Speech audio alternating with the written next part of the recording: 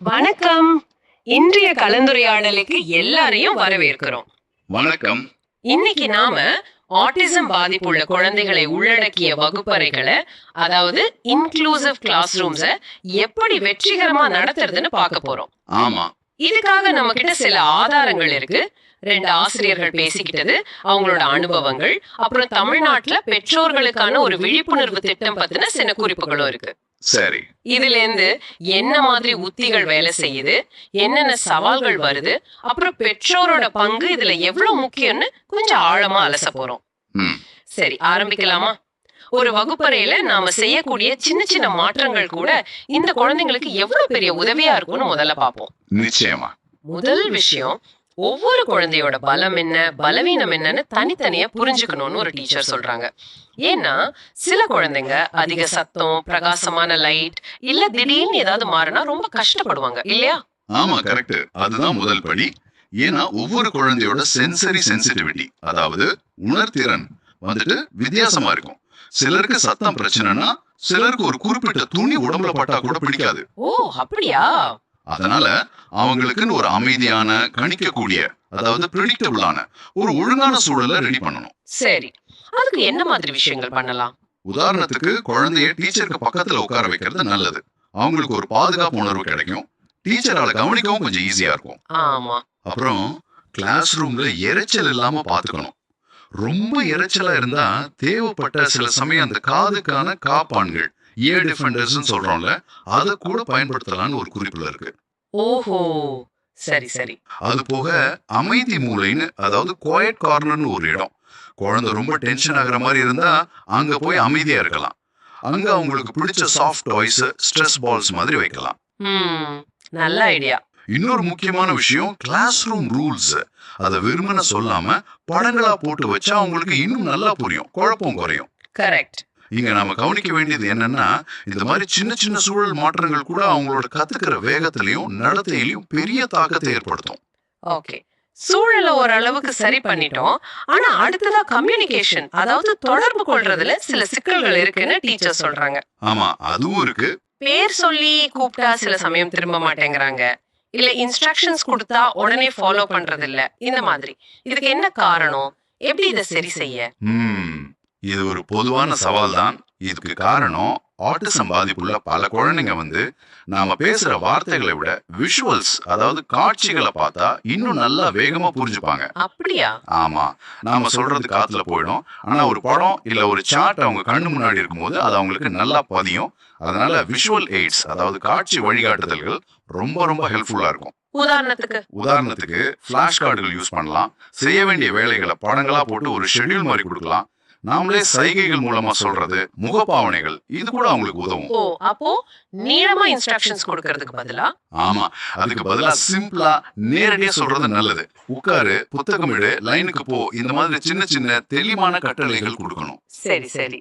ஒரு விஷயத்த சொல்லும் போது அது சம்பந்தப்பட்ட படத்தை காட்டலாம், இல்லைன்னா சைகை செய்யலாம். இது அவங்க கவனத்தை இருக்கும், என்ன செய்யணும்னு அவங்களுக்கு ஒரு கிளாரிட்டி கிடைக்கும். புரியுது. இந்த ஆதாரங்கள்ல டீச்சர் சொல்றது என்னன்னா, இந்த விஷுவல்ஸ் ஒரு மொழி மாதிரி அவங்களுக்கு அது குழப்பத்தை குறைக்குது, அடுத்து என்ன நடக்கும்னு ஒரு தெளிவு கொடுக்குது. அப்போ இது வெறும் புரிதல்கள் மட்டும் இல்ல, அவங்களோட பயத்தை, பதட்டத்தை குறைக்கவும் இது உதவுதுன்னு சொல்லலாமா?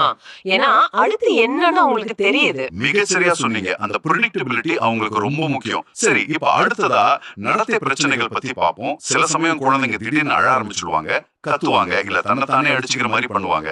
ஆமா. இது கிளாஸ்ல மத்த குழந்தைகளையும் பயமுறுத்தலாம். இதுக்கு என்ன காரணம், இது எப்படி ஹேண்டில் பண்ணணும், ஆசிரியர்கள் நிறைய பேசியிருக்காங்க. குறிப்பா அவங்க சொல்ற ஒரு விஷயம், தண்டனையை கண்டிப்பா தவிர்க்கணும். ஆமா, அது ரொம்ப முக்கியம். தண்டனைக்கு பதிலா என்ன செய்யறது? ஏன்னா அந்த திடீர் நடத்தைகள் வகுப்பறையில ஒரு பெரிய சவாலா இருக்குமே. நிச்சயமா. இந்த இடத்துலதான் பாசிட்டிவ் ரீஇன்ஃபோர்ஸ்மெண்ட், அதாவது நேர்மறையான வலுவூட்டல் முக்கியமா வருது. குழந்தை நாம எதிர்பார்க்கிற மாதிரி நடந்துக்கும் போது ஏன் ஒரு சின்ன முயற்சி செஞ்சா கூட அப்பவே அவங்கள பாராட்டணும். வெரி குட், சூப்பர்னு சொல்றது, இல்ல ஒரு ஸ்டிக்கர் கொடுக்கறது, இல்ல எக்ஸ்ட்ரா பிளே டைம் கொடுக்கறது, இந்த மாதிரி. சரி, இது நல்ல நடத்தைய திரும்ப திரும்ப செய்ய அவங்களை என்கரேஜ் பண்ணும். ஓகே, அந்த திடீர்னு அழுகை, கோபம் வரப்போ என்ன பண்றது? அந்த நேரத்துல நாம முதல்ல பார்க்க வேண்டியது, அந்த நடத்தைக்கு பின்னாடி என்ன காரணம் இருக்குன்னு. பசியா இருக்கிறாங்களா, தூக்கம் வருதா, சுத்தி இருக்கிற சத்தம் அவங்கள தொந்தரவு பண்ணுதா, இல்ல ஏதோ ஒரு விஷயம் புரியாம ஃப்ரஸ்ட்ரேட் ஆகுறாங்களா? சரி சரி, காரணத்தை கண்டுபிடிக்கணும். ஆமா, அந்த காரணத்தை சரி பண்ண முயற்சி பண்ணலாம்.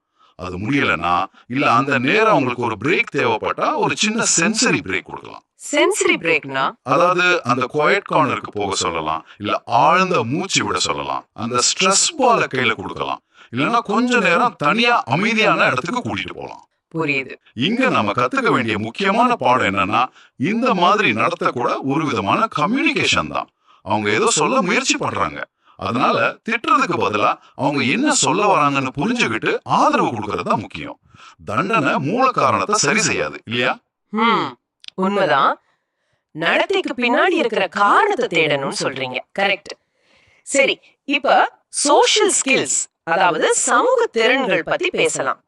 சில குழந்தைங்க மத்தவங்களோட சேராம தனியாவே இருப்பாங்க, குரூப் ஆக்டிவிட்டில கலந்துக்க மாட்டாங்கன்னு சில குறிப்புகள் சொல்லுது. ஆமா, இது அவங்களோட வளர்ச்சிக்கு ஒரு தடையா இருக்குமே.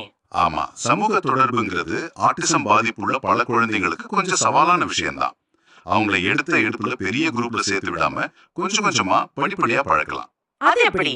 இதுக்கு வந்துட்டு ஒரு நல்ல வழி பட்டி சிஸ்டம், அதாவது நண்பர் அமைப்பு.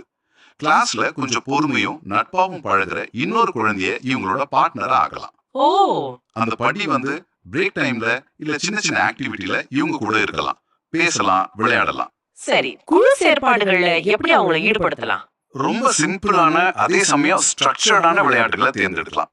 அதாவது தெளிவான ரூல்ஸ் இருக்கணும்.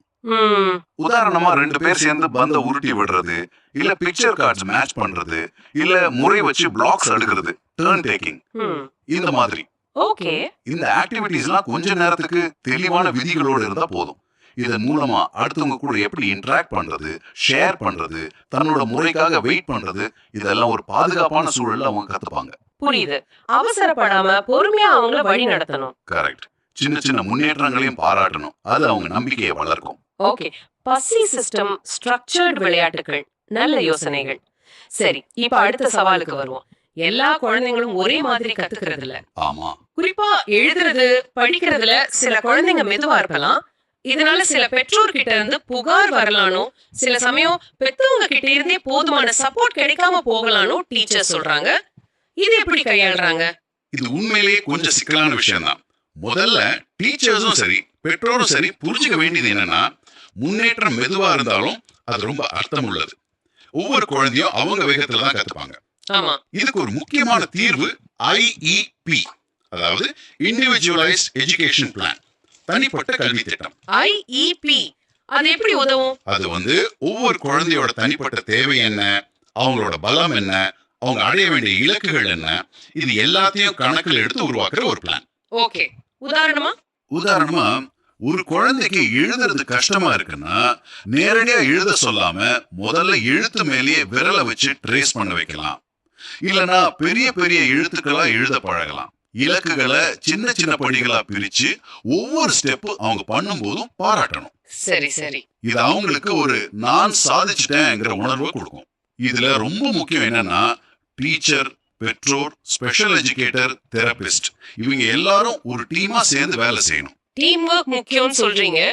ஆனா பெற்றோர் ஒத்துழைப்பு சரியா இல்லாதப்ப என்ன பண்றது? அதுக்கு தொடர்ச்சியான கம்யூனிகேஷன் தான் வழி. டீச்சர்ஸ் வந்து பேரண்ட்ஸ் கிட்ட தொடர்ந்து பேசணும். ஸ்கூல்ல குழந்தை என்ன கத்துக்குச்சின்னு சின்ன நோட்ஸ் அனுப்பலாம். அவங்க செஞ்ச ஒர்க்கை காட்டலாம். வீட்ல எப்படி சின்ன சின்னதா பிராக்டிஸ் பண்ணலாம்னு சொல்லி கொடுக்கலாம். சில பெற்றோருக்கு ஆட்டிசம் பத்தின புரிதல் கம்மியா இருக்கலாம், இல்ல அவங்களுக்கு வேற நிறைய பிரச்சனைகள் இருக்கலாம். அவங்க கிட்ட பொறுமையா எடுத்து சொல்லி பள்ளிக்கூடத்தோட சேர்ந்து வேலை செஞ்சா குழந்தைக்கு எவ்வளவு நல்லதுன்னு புரிய வைக்கணும். ஆமாம், அந்த கூட்டு முயற்சி ரொம்ப முக்கியம். கண்டிப்பா. அது இல்லாம முழுமையான முன்னேற்றம் கொஞ்சம் கஷ்டம்தான். நீங்க இந்த பெற்றோர் ஈடுபாடு, கூட்டு முயற்சி பத்தி சொல்றப்போதான் நம்ம கிட்ட இருக்கிற அந்த குறிப்பு ஞாபகம் வருது. திருச்சியில ஆரம்பிச்ச ஒரு முயற்சி. ஓ அப்படியா? என்ன அது? ஆட்டிசம் பெற்றோர்களுக்கான தொடர் விழிப்புணர்வு செலவில்லா இணையவழி பயிற்சின்னு ஒண்ணு. இது வந்து கிராமப்புற பெற்றோர்களுக்காக, குறிப்பா நிறைய சவால்களை சந்திக்கிறவங்களுக்காக இலவசமா இன்டர்நெட் வழியா ஆடியோ மூலமா விழிப்புணர்வு கொடுக்கிற ஒரு திட்டம். அட, இது ரொம்ப ரொம்ப நல்ல விஷயம். இத பத்தி என்ன நினைக்கிறீங்க? நாம இவ்ளோ நேரம் பேசின விஷயங்களோட இது எப்படி கனெக்ட் ஆகுது? இது நேரடியா கனெக்ட் ஆகுது. நாம பேசின பெற்றோர் ஈடுபாடு ஒத்துழைப்புக்கு ஒரு பெரிய பூஸ்டா இருக்கும். ஏன்னா கிராமப்புறங்கள்ல இல்ல விழிப்புணர்வு கம்மியா இருக்கிற இடங்கள்ல சரியான தகவல் போய் சேர்றதே பெரிய விஷயம். ஆமா, அதுவும் இலவசமா ஆடியோ வடிவுல அவங்க சௌகரியத்துக்கு கேட்டுக்கலாங்கிறது ரொம்ப பெரிய உதவி. எழுத படிக்க தெரியாத பெற்றோருக்கும் இது போய் சேரும். உண்மைதான். இந்த முயற்சியோட மைய கருத்து ஒண்ணு இருக்கு. தெரியாதவர்கள் கற்றுக்கொள்வோம், தெரிந்தவர்கள் கற்றுக் கொடுப்போம்னு. ஆஹா, அருமையான கருத்து. இதோட தாக்கம் எப்படி இருக்கும்னு நினைக்கிறீங்க? இது ரொம்ப சக்தி வாய்ந்த ஒண்ணு.